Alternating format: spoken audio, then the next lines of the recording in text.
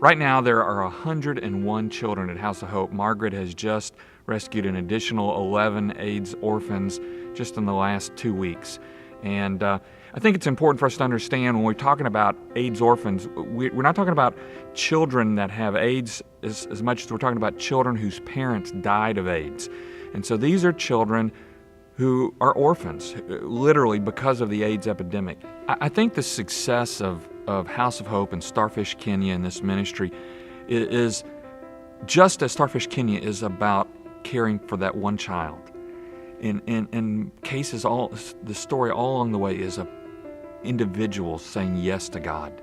It's about Margaret seeing this child in 1996 that was dying, this infant that had no hope.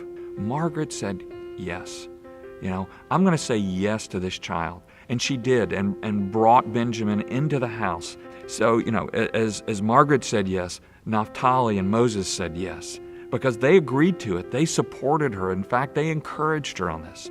And then in 2001, as Roy and Pam Newberry felt God laying it on their heart that they had to do something in Africa, and they didn't know what. And they met Margaret, and Margaret shared with them the vision God had given her. And rather than going in and saying, we need to do it this way, or this is how it should be done, they heard God's call in the midst of what Margaret was saying. They said yes. And that was the beginning of Starfish Kenya. And by 2004, she'd already saved a couple of dozen children. We watched as our children in Summer Kids Club said yes and brought their offerings and helped.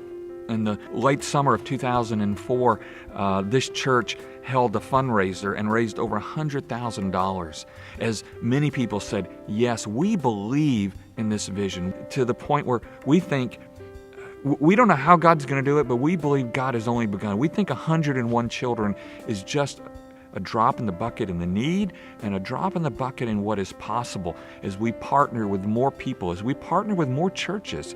And I don't even want to begin to guess what this is going to look like 10 years from now, 5 years from now.